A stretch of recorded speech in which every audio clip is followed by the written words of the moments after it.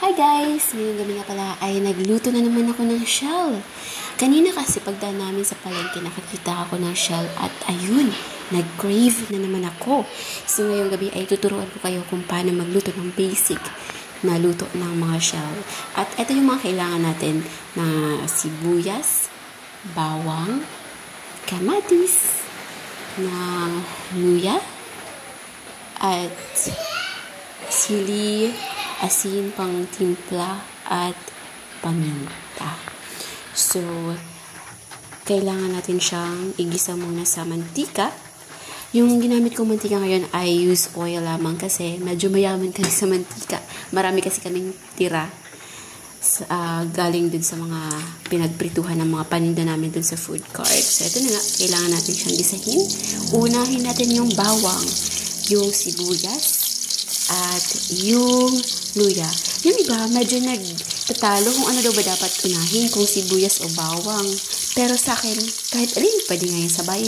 So ngayon, kailangan natin ilagay din yung kamatis mamaya. Medyo nagmamadali ako. Dapat sana maging golden brown to, pero gustong-gusto ko nang matapos yung pagluluto. Kaya, kahit hindi pa siya golden brown, nilagay ko na yung kamatis. So, ito na nga. Nandiyan na yung kamatis natin.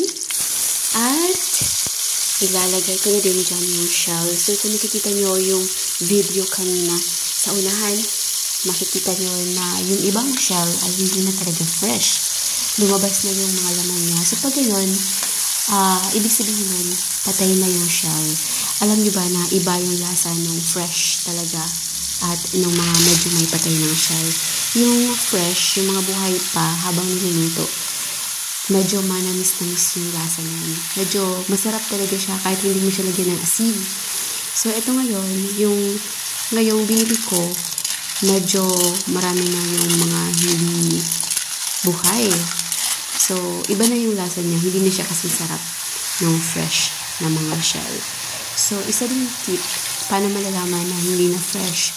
Pagkaluto ng shell, pag kinuha mo yung laman, gamit yung karayom, hindi na talaga siya mabilis makuha. Unlike pagbago yung mga shell. So, ito na, after mga 10 to 15 minutes na pagpapakulo ko, luto na siya, tapos na siya, at ready na siya kainin. So, ngayon, tapos na ako magluto. Thank you for watching! Hanggang sa susunod na aking vlog. Vlog ba to? Hindi, video lang to. Medyo nawiwili lang ako mag-video ng mga pagluluto ko. Medyo nag-i-enjoy kasi ako pag nagluluto. Nagiging siyang stress reliever ko. So, again, thank you so much for watching. Till next time!